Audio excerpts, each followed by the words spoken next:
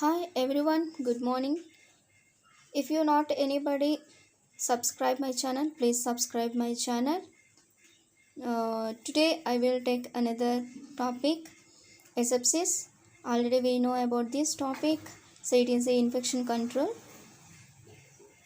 Definition of the asepsis means it is a being free from the diseases, some cause of the contaminates. So for example, bacteria, viruses, fungi, parasites. Through this only we have to contaminated to our body or articles. So how to preventing microorganisms with anti-asepsis. Purpose of medical asepsis. It is a preventing cross infections in the hospitals from the patient to patient and to control the infections in the spreading of the infections, for example tuberculosis, communicable diseases. And next one is the patient comfortability, we have to provide it, and safe environment and psychological support also we have to provide it, then only the patient well-being living in the hospitals. Next one is the principles of the asepsis. So in this some barriers also we have to seeing, so that is the bypassed, making the patient microorganisms that maybe enter into the body or articles from we should not maintaining the proper hand hygienic, and we should not wearing the gloves. So through this only some microorganisms form on the articles and hands. Through this only we have to spread the infections to the one person to another persons, and avoiding the any unsterile areas of the body, and maintaining the sterility of the body systems. So why? Because of microorganisms also living in our body, and placing the sterile area of the body. Next one is the medical asepsis techniques. So we have to maintaining the hand washing regularly before and after procedure of the patient, and barriers some without not using the glove and gown.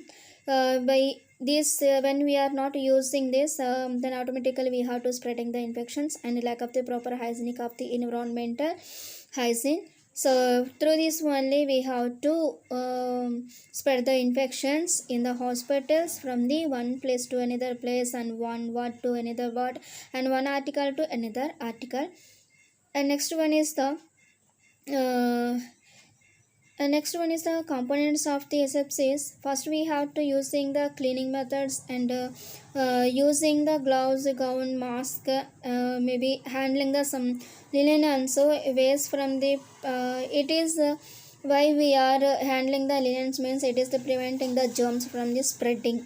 So properly we have to spread the linens on the beds. Next one is the disinfect out of the environment. Equipment also, from one article to an article, from another article also spreaded infections. The next one is the types of the asepsis. In these two types mainly we have to see medical asepsis and surgical asepsis. Medical asepsis means it is the general and clinic techniques, and surgical asepsis means it is a sterile techniques. Mainly it is using in the operation theaters. So it is the medical asepsis and surgical asepsis. In a surgical asepsis, preventing infections through the using the hand washing technique. It is up to elbow.